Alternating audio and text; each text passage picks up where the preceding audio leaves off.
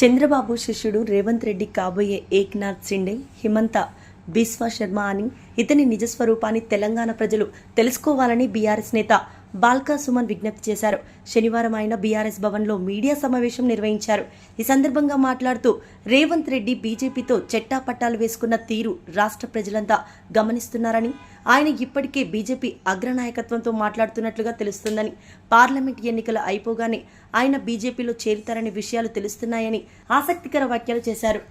Same ఇవాళ మళ్ళీ అవే రోజులు కనబడతా ఉన్నాయి.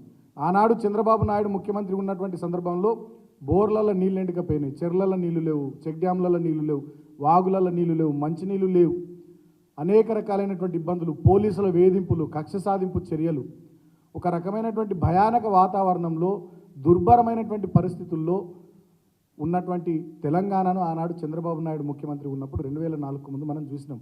మళ్ళీ వాళ్ళ చంద్రబాబు నాయుడు శిష్యుడు రేవంత్ రెడ్డి ముఖ్యమంత్రి ఉన్నటువంటి ఈ సందర్భంలో కూడా మళ్ళీ తెలంగాణలో అటువంటి పరిస్థితులే వచ్చినాయి.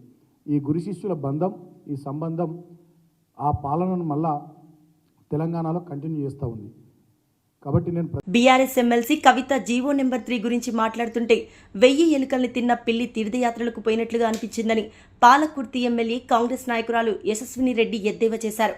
జీవో నెంబర్ 3 గురించి ఆమె మాట్లాడడం హాస్యాస్పదమని అన్నారు. బీఆర్ఎస్ అధికారంలో ఉన్న 10 ఏళ్లు కూడా కవిత ఇలాగే మాట్లాడి ఉంటే బాగుండేదని అన్నారు. కవితకు ఇన్నాళ్లు గుర్తుకు రాకుండా కాంగ్రెస్ అధికారంలోకి రాగానే అన్ని గుర్తుకు వస్తున్నట్లుగా ఉందని అన్నారు. బీఆర్ఎస్ హయాంలో ప్రారంభంలో కనీసం మహిళా మంత్రులు కూడా లేరని గుర్తు చేశారు. కానీ ఇప్పుడు కాంగ్రెస్ హయాంలో మహిళలకు కేబినెట్లో ప్రాధాన్యత దక్కిందని అన్నారు. అయితే కవిత గారు మాట్లాడుతూ జియో 3 గురించి మాట్లాడినరు. కవిత గారు అట్లా మాట్లాడుతుంటే ఏం గుర్తొచ్చిందంటే 1000 ఎలుకలు తిన్న పిల్లి తీర్థయాత్రకు బయలుదేరినట్టుగా అనిపించింది. ఎందుకంటే గత 10 సంవత్సరాల నుంచి కూడా ఇది మాట్లాడుంటే బాగుండేది కవిత గారు, కానీ అప్పుడు మాట్లాడలేదు. ఇప్పుడు గుర్తొచ్చింది కవిత గారికి ఉన్నట్టుండి కాంగ్రెస్ రాగానే. మరి అప్పుడు చూసినట్టయితే బీఆర్ఎస్ వాళ్ళు 10 సంవత్సరాల క్యాబినెట్లో కూడా ఎక్కడ మహిళా మంత్రి లేరెవ్వరు. మరి ఇప్పుడు కాంగ్రెస్ ప్రభుత్వంలో చూసినట్టయితే మహిళా మంత్రులు కూడా ఉన్నారు. మరి కాంగ్రెస్ ప్రభుత్వము మహిళలకు ఎప్పుడైనా కానీ ప్రాధాన్యతనే ఇస్తుంది. అదే కాకుండా ఇప్పుడు ప్రభుత్వంలో పథకాలు కూడా మీరు కనుక గమనించినట్టయితే అన్ని మహిళలకు అనుకూలంగా ఉన్న పథకాలనే మొదలు అమలు పరవడం జరిగింది కాంగ్రెస్ ప్రభుత్వము. ఇప్పుడు ఫ్రీ బస్సే కానివ్వండి, 500 గ్యాస్ సిలిండరే కానివ్వండి, మరి గృహజ్యోతి, మరి రాబోయే రోజులలో కూడా ఏవైతే పథకాలు ఉన్నాయో అవన్నీ మాట తప్పకుండా మడమ తిప్పకుండా కాంగ్రెస్ ప్రభుత్వం అన్నీ కూడా అమలు పరుస్తుంది. అవన్నీ కూడా ప్రజలందరూ కూడా గమనిస్తున్నారు. మరి ఒకప్పుడు కవిత గారే చెప్పిండ్రు ఇల్లు లేదు అని చెప్పిండ్రు. మరి ఇప్పుడు దుబాయ్లో కూడా ఇల్లు ఉంది కవిత గారికి, అది కూడా అందరు గమనిస్తున్నారు. మరి ఆనాడు గుర్తురాని మహిళలు ఈనాడు ఉన్నట్టుండి గుర్తొచ్చిండ్రు కవిత గారికి. సంతోషం మహిళల గురించి మాట్లాడితే, కానీ అందులో ఒక అర్థం ఉండాలి. మరి జియో 3 అంటారా, అది మా ప్రభుత్వం కూడా చూస్తారు తప్పకుండా. అది కోర్టులో ఉంది కాబట్టి ప్రభుత్వం చూడాల్సిన సమయం వచ్చినప్పుడు తప్పకుండా అన్ని చూస్తుంది. మరి ప్రముఖ నటుడు కమల్ హాసన్ నాయకత్వంతో మక్కల్ నిధి మయ్యం పార్టీ ఈసారి లోక్సభ ఎన్నికల్లో పోటీ చేయడం లేదని ఆ పార్టీ అధినాయకత్వం ప్రకటించింది. త్వరలో జరగబోయే లోక్సభ ఎన్నికల్లో అధికార డీఎంకే పార్టీకి మద్దతు ఇవ్వాలని ఎంఎన్ఎం పార్టీ నిర్ణయించుకుంది. ఈ ఎన్నికల్లో తమిళనాడులో అధికార డీఎంకే పార్టీ అభ్యర్థుల కోసం ఎంఎన్ఎం పార్టీ ప్రచారం చేస్తుందని పార్టీ ప్రధాన కార్యదర్శి అరుణాచలం వెల్లడించారు. అందుకు ప్రతిఫలంగా 2025లో ఎంఎన్ఎం పార్టీ ఒక రాజ్యసభ స్థానం ఖాయమైందని తెలిపారు. ఇవాళ ఎంఎన్ఎం చీఫ్ కమల్ హాసన్ చెన్నైలో సీఎం స్టాలిన్తో భేటీ అయ్యారు. ఈ భేటీలో తమిళనాడు మంత్రి ఉదయనిధి స్టాలిన్ కూడా పాల్గొన్నారు.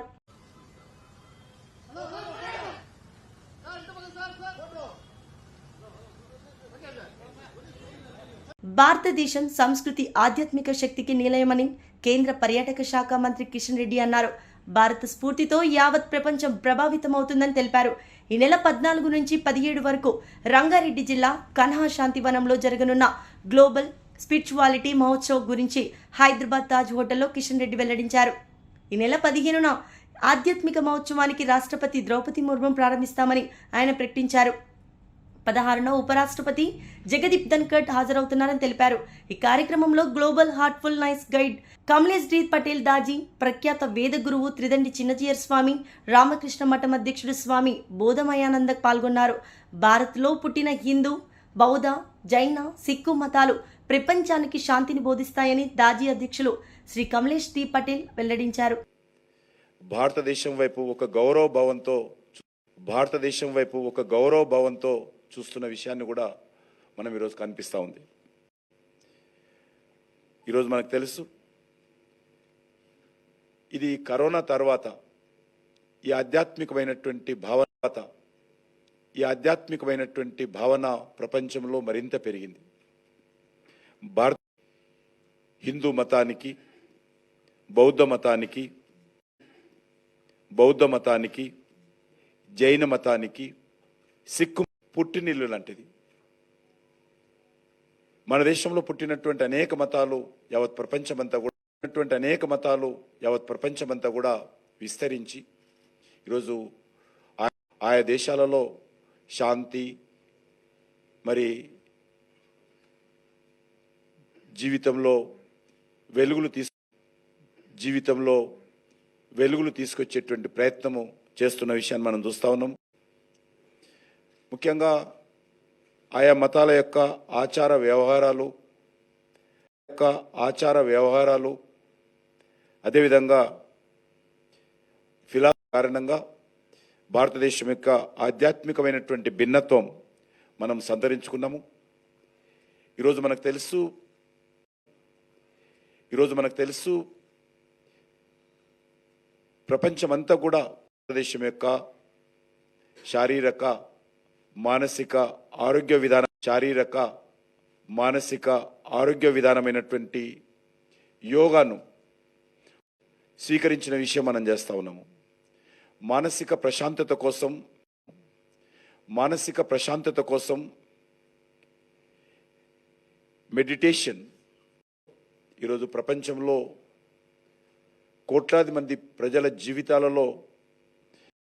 జీవితాలలో మరి ఒక దైనందినమైనటువంటి కార్యక్రమాల్లో భాగమే.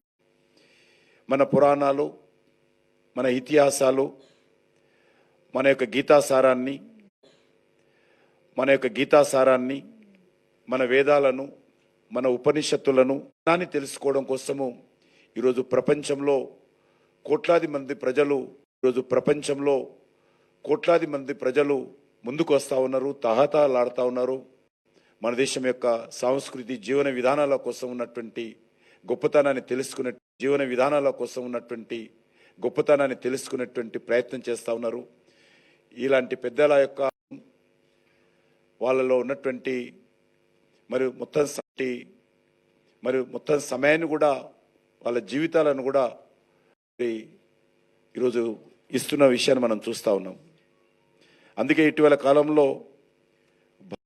ఇటీవల కాలంలో భారతదేశంలో స్పిరిచువల్ బాగా పెరిగింది. స్పిరిచువల్ సంబంధించినటువంటి పెద్ద ఎత్తున అనేక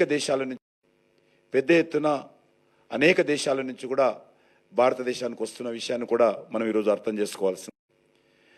ముఖ్యంగా మన ఆధ్యాత్మికమైనటువంటి గురువులు. తెలంగాణ ప్రభుత్వం ఆర్టీసీ ఉద్యోగులకు తీపి కబురు అందించింది. సంస్థ ఉద్యోగులను ఆదుకునేందుకు వారి సంక్షేమం కోసం ప్రణాళికలు రచిస్తున్నట్లు రవాణా శాఖ మంత్రి పొన్నం ప్రభాకర్ వెల్లడించారు. ఈ నేపథ్యంలో ఆర్టీసీ ఉద్యోగులకు రేవంత్ సర్కార్ పీఆర్సీని ప్రకటించింది. ఉద్యోగులకు 21% పీఆర్సీ ఇవ్వాలని కాంగ్రెస్ ప్రభుత్వం కీలక నిర్ణయం తీసుకుంది. ప్రకటించిన కొత్త పీఆర్సీ ఏడాది జూన్ 1 నుంచి అమల్లోకి రానుందని తెలిపారు. సంస్థ ప్రభుత్వం ఏర్పడిన తర్వాత 45 గంటల్లోనే ఆర్టీసీకి సంబంధించి ఒక కార్యక్రమాన్ని ప్రభుత్వం ఇచ్చింది. మహాలక్ష్మి కార్యక్రమం మీద మహిళలందరికీ ఉచితంగా బస్ ప్రయాణ సౌకర్యం. దాన్ని సంస్థ యాజమాన్యం, సిబ్బంది, ముఖ్యంగా డ్రైవర్లు, కండక్టర్లు ప్రభుత్వం నిర్దేశించినటువంటి ప్రకటించిన కార్యక్రమాన్ని అమలు చేసే విషయం లోపల 100% శ్రమపడి ఎన్ని ఇబ్బందులున్నా ప్రభుత్వ కార్యక్రమ విజయవంతం లోపల వాళ్ళ బాధ్యత నిర్వహించారు. ముఖ్యంగా వాళ్ళందరికీ కూడా హృదయపూర్వకంగా అభినందనలు తెలియజేస్తాను. రాష్ట్ర ప్రభుత్వం తరఫున, సంస్థ తరఫున. ప్రభుత్వ పథకం తీసుకొని ముందుకు పోవాలన్నప్పుడు దాన్ని అమలు చేసే అధికార యంత్రాంగం 100% శ్రమపడాల్సి వస్తుంది. అందులో భాగంగానే ఈ యొక్క మహిళలకు సంబంధించి ఉచితంగా బస్ ప్రయాణం డిసెంబర్ 9 నాడు ప్రకటిస్తే ఇవాళ మార్చి 9 దాదాపు 25 కోట్ల దాదాపు మహిళలు ఉచితంగా ప్రయాణం చేశారంటే ఆ కార్యక్రమం ఎంత విజయవంతంగా గ్రామీణ ప్రాంతాల్లో ఉన్నటువంటి అనేక మంది అక్కా చెల్లెలకు ఉపయోగపడుతుందో అర్థమవుతోంది. సో ఈ సందర్భంలో కష్టపడి పనిచేస్తున్న సిబ్బందికి కూడా ప్రభుత్వము, సంస్థ, ముఖ్యంగా ఎండీ గారు గాని, ప్రిన్సిపల్ సెక్రటరీ గారు గాని, గౌరవ ముఖ్యమంత్రి గారు, ఉప ముఖ్యమంత్రి గారు అందరూ కూడా సంస్థలో పనిచేస్తున్న వాళ్ళందరి యొక్క మంచి చెడు కూడా మనమే చూడాల్సి ఉంది అనేటువంటి ఒక ఆలోచనతోటి మరి ప్రభుత్వం తరఫున ఒక 2 నిర్ణయాలు తీసుకోవడం జరిగింది. ఇప్పటికే ఆనాడు నెక్లెస్ రోడ్ లో గౌరవ ముఖ్యమంత్రి గారు 280 కోట్ల బాండ్స్, పెండింగ్ బాండ్స్ అన్నింటినీ కూడా మరి ఉప ముఖ్యమంత్రి గారు, ముఖ్యమంత్రి గారు ఆ రోజు రిలీజ్ చేసినారు. దానికి పేమెంట్ కూడా 2 రోజుల నుంచి ఇవ్వడం స్టార్ట్ జరుగుతుంది. పేమెంట్ కి సంబంధించినటువంటి ఒక యాక్టివిటీ వాళ్ళకు నేరుగా పోవడానికి సంబంధించిన కార్యక్రమాన్ని కూడా మళ్లీ ఎగ్జిక్యూట్ చేసేటువంటి విధంగా తీసుకొని పోతా ఉన్నాం. తర్వాత రెండో కార్యక్రమంగా వాళ్ళ దగ్గర నుంచి ఈ పీఆర్సీకి సంబంధించి చాలా కాలంగా 2016లో 2017లో 16% ఫిట్మెంట్ తో ఇచ్చిన తర్వాత ఇప్పటి వరకు దాదాపు 8 సంవత్సరాల నుంచి దాని మీద ఎటువంటి నిర్ణయం తీసుకోలేదు. అనేక రకాలుగా ఇబ్బందులు జరుగుతా ఉన్నాయి.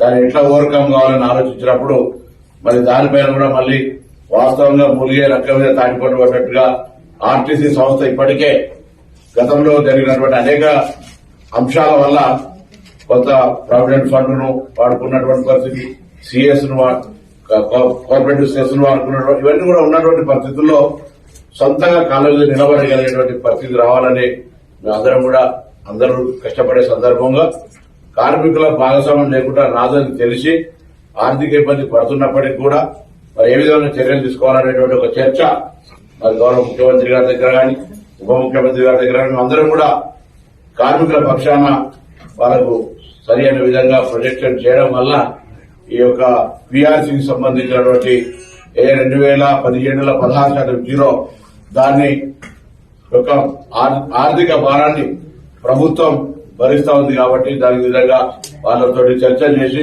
ఎక్కువ ఆలోచన నాకు తీసుకునే వాళ్ళకి ఎప్పుడైనా కూడా ఎక్కువ కావాలంటుంది, ఇచ్చే వాళ్ళకి అక్కడ ఉండబడేటువంటి పరిస్థితిని చూసి చేయాల్సి వస్తుంది. కాబట్టి దాన్ని బ్యాలెన్స్ చేయడానికి గురించి బాధ్యత ఉంది. వాళ్ళు ఎప్పుడు మేము ఇప్పుడు ఇంతకు చెప్పినాం ఇంత పెద్ద కార్యక్రమాలు. కోటప్పకొండలో మహాశివరాత్రి పురస్కరించుకొని శుక్రవారం భారీ ప్రభల ఏర్పాటు చేశారు. నేడు ఉదయం పండుగ ముగించుకొని తిరిగి వెళ్తున్న సమయంలో ఎడవల్లి ప్రభ మలుపు తిరుగు ప్రయాణంలో అపశృతి చోటు చేసుకుంది. యూటీ వద్ద ప్రమాదవశాత్తు ప్రభ నేలపై పడిపోయింది. ఈ ప్రమాదంలో ఒకరికి తీవ్ర గాయాలు కాగా 2 ట్రాక్టర్ ధ్వంసమయ్యాయి. గాయాలైన వారిని నరసరావుపేట ప్రభుత్వ ఆసుపత్రికి తరలించారు.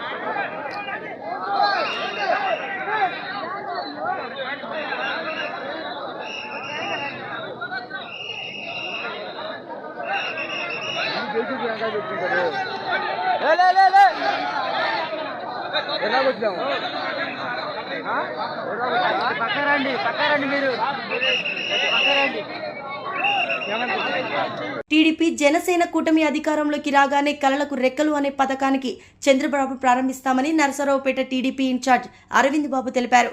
శనివారం నరసరావుపేటలో ఆయన మాట్లాడుతూ ఉన్నత చదువుల వైపు వెళ్లాలనే కోరిక ఉన్నా ఆర్థిక పరిస్థితులు అనుకూలించవని యువత కోసం ఈ పథకం ఉపయోగపడుతుందని అన్నారు.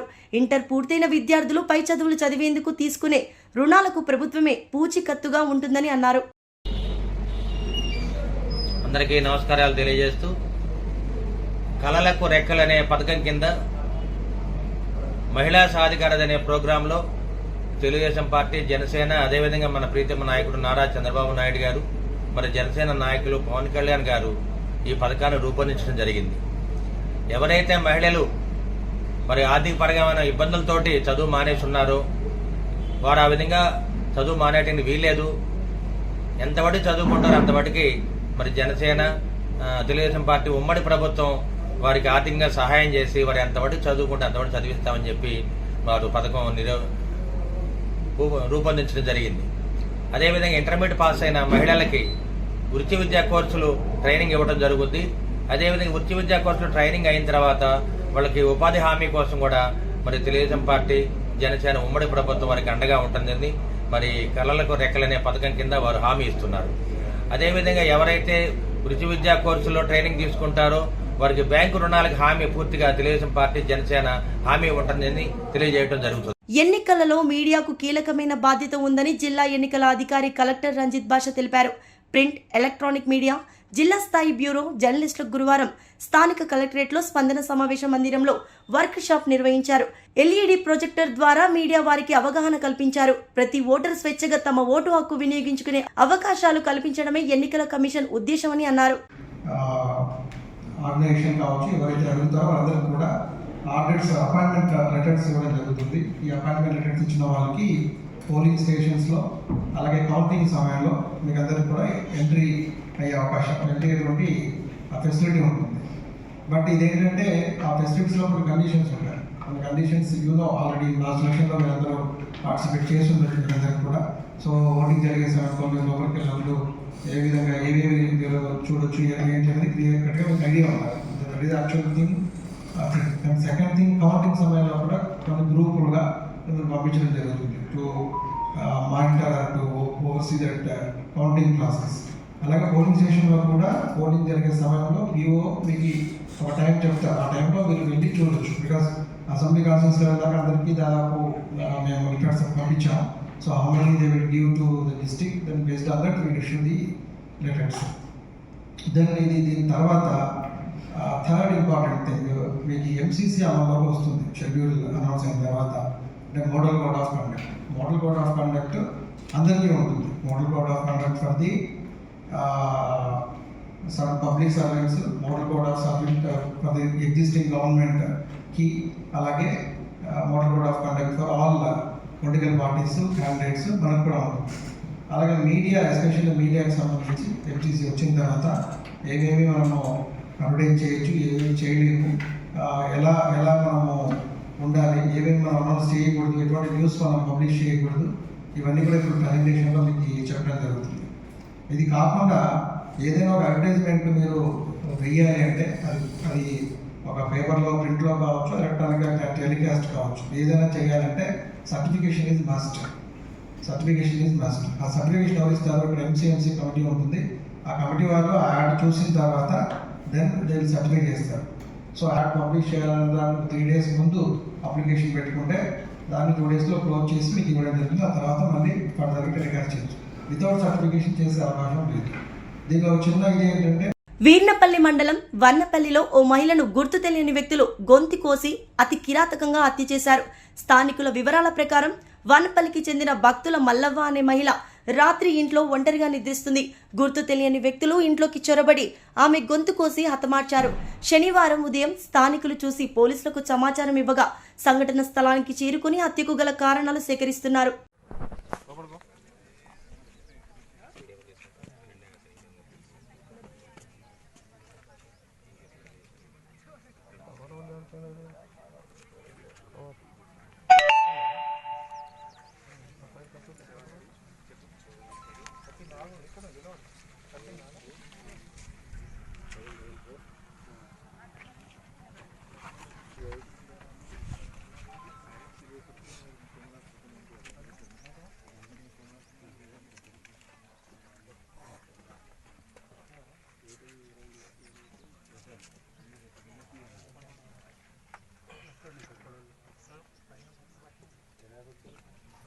నూజివీడు పట్టణంలో టీడీపీ జనసేన పార్టీ ఆధ్వర్యంలో శనివారం రాత్రి భారీ బైక్ ర్యాలీ నిర్వహించారు.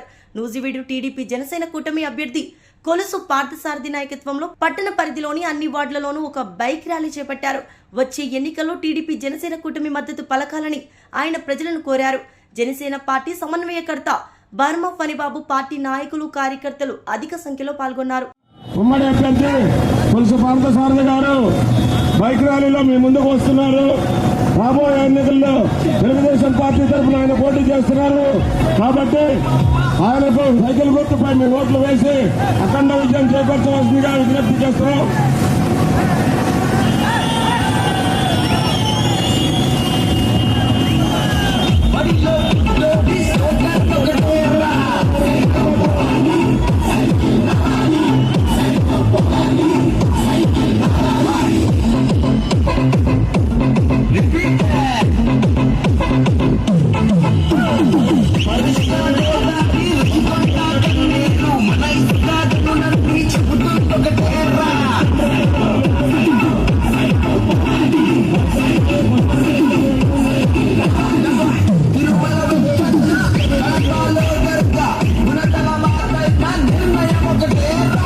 బైక్ ర్యాలీ బస్టాండ్ రోడ్లోకి వెళ్తుంది కాబట్టి కార్యకర్తలందరూ బస్టాండ్ రోడ్లోకి బైక్ ర్యాలీని చెప్పవలసిందిగా విజ్ఞప్తి చేస్తున్నాము.